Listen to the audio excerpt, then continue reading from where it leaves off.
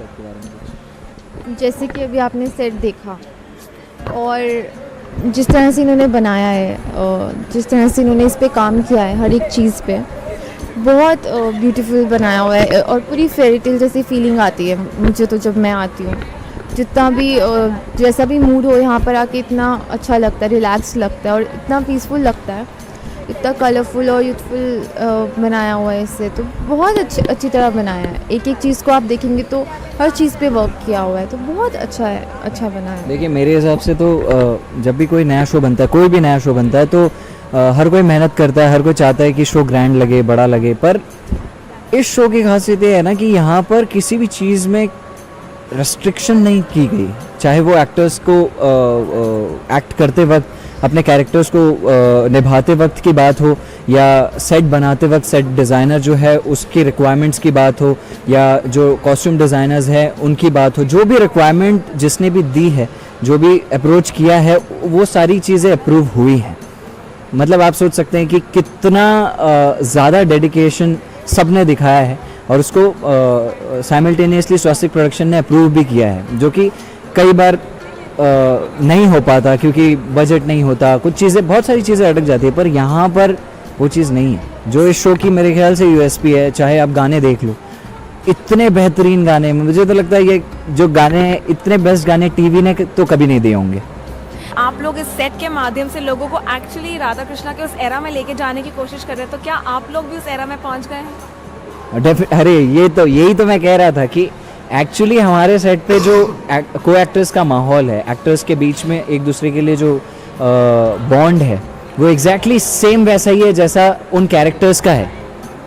सबका नहीं, पर कुछ कैरेक्टर्स का। जैसे बलराम और कृष्ण की जो बॉन्डिंग है वो रियल लाइफ में भी सुमेध और बसंत की वैसी ही है जैसे कृष्ण और बलराम की होती है। राधा और मेरा वैसा ही, राधा और बलराम का वैसा ही बॉन्ड है जैसा मल्लिका और बसंत का है। और same with parents as well. जो नंद बाबा है, नंद बाबा के साथ मेरा और मैया यशोदा के साथ मेरा, माता रोहिणी के साथ मेरा वैसा ही बॉन्ड है जैसा कि उस ज़माने में या उस टाइम में उन कैरेक्टर्स का रहा होगा। मतलब ये हमें फील होता है। What do you think? नहीं, मैं कुछ बोलूँ तो लोग बोलते हैं मैं बात नहीं करने देता। मैंने इमेजिन नहीं किया है कभी कि उस टाइम का एरा इतना ब्यूटीफुल होगा, ये सेट्स उतने खूबसूरती से बनाए गए हैं।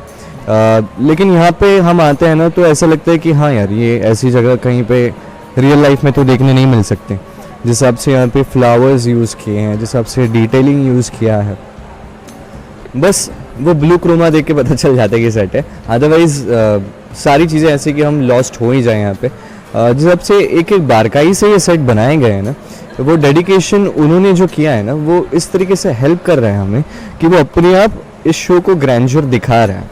ये शो ग्रैंड है, इसके लिए आपको सेट पे आने की ज़रूरत नहीं, वो कैमरा पे दिख जाता है कि ये सेट बहुत ग्रैंड बने, ये गाने बहुत ग्रैंड बने। हाँ, पीछे आप देख सकते हैं, मतलब आप किसी भी कोने में देखिए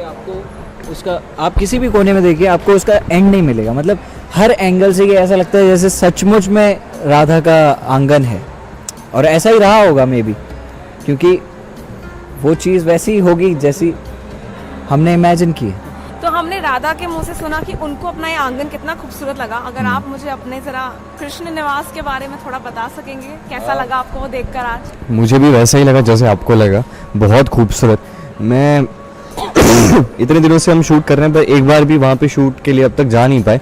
स्टोरी की रिक्वायरमेंट अब तक वहाँ तक नहीं पहुँची है, पर मैंने भी आज पहली बार देखा और मैं बहुत खुश हूँ कि मेरा घर इतना अच्छा बना है। यस, मैं पहले दिन से सबसे पहला सेट अगर मैंने यहाँ पे देखा था तो ये सेट था। ये अंडर कंस्ट्रक्शन था थोड़ा। ये जो छोटे छोटे टाइल्स वगैरह लग रहे हैं ना, ये तोड़ के एक एक टाइल्स लगा रहता है कलर्स के साथ, और बहुत अच्छे से मैं एक एक सीढ़ी चढ़ के घूम के पूरा सेट मैंने देखा था। मुझे बहुत अच्छा लगा था ये सेट, और आज वही कृष्ण का सेट देख के भी बहुत अच्छा लगा मुझे। बेसिकली हर एक सेट जो है बहुत प्यार से बना है, और अलग उनका जो विज़न है, आर्ट डायरेक्टर्स का विज़न है, सिद्धार्थ सर का जो विज़न है, वो दिख के आता है। तो हमने सब देख ही लिया कि कैसा आपका बॉन्ड है। सो ऑन सेट जब आप लोग शूटिंग या कैमरा रोल नहीं कर रहा होता, कौन सबसे ज़्यादा शरारती है? मैं ही हूँ मैं ही सबसे ज़्यादा शरारती हूँ। कोई ऐसी शरारत जिन्होंने की है और जो हमारे व्यूअर्स को नहीं पता है, तो आप ज़रा बताना चाहेंगे? मलिका के पास शायद हो सकता है। अरे कहाँ से शुरू करो, कहाँ से? नहीं, एक्चुअली सच बताया जाए तो जैसे कि आप इनसे अगर पूछेंगे मेरे फर्स्ट, हाँ, आप अगर इनसे पूछेंगे मेरे फर्स्ट एनकाउंटर के बारे में या मैं पहले कैसा था, इनको कैसा लगता था, तो बहुत ऐसे या बहुत सारे लोगों के ऐसे रिव्यूज आते हैं कि बहुत खड़ूस हैं, बहुत रिजर्व्ड हैं। नहीं, बट ये जो है कृष्ण का कैरेक्टर ऐसा है ना कि उसके लिए वो एनर्जी लानी पड़ती है। वो इतना नटखट कैरेक्टर, वो इतना लाइवली कैरेक्टर है कि हर एक मोमेंट अगर आपको जीना है तो वो कैसे जियोगे? सुमित तो नहीं जी पाता। तो मुझे वो अटमोस्ट पॉजिटिविटी लानी पड़ती कि मैं हर एक चीज़ एंजॉय करूं। अब उसके बीच में, एंजॉयमेंट के बीच में मुझे लोगों की टांग खींचना भी एक फैक्टर आता है। मैं लोगों की टांग खींचता रहता हूँ, मज़े करता रहता हूँ, खुश रहता हूँ। लोग भी खुश रहते हैं आजू बाजू के, कुछ लोग नहीं रहते हैं। कौन कुछ लोग? नहीं पता। अच्छा, मैं तो पॉजिटिव आसपास ही है शायद, क्या पता कोई बाजू में बैठा हो, है ना? कोई तो है। हाँ, मैं ये कह रहा था कि सेट पे बहुत सारे एक्टर्स होते हैं जो बहुत सीरियस होते हैं। जैसे मैं सीरियस रहता हूँ, मैं ज़्यादा मस्ती नहीं करता, ज़्यादा बातचीत नहीं करता, आउट ऑफ द कॉन्टेक्स्ट नहीं जाता कभी भी। मैं ट्राई करता हूँ कि क्या इसमें हंसने वाली क्या बात है? बिल्कुल सही बोला। आप लोगों की बातों में राधा बहुत शांत बैठी है। राधा आप कुछ इसमें, क्योंकि राधा को हम लोग बोलने ही नहीं देते ना कुछ। हम तो कभी बोलेंगे, हम उस हम उसको मौका ही नहीं देंगे तो वो बोलेगी कैसे? इसलिए राधा कुछ कहना चाहेंगी? जनता आपको मौका दे रही है। नेशन वांट्स टू नो ना।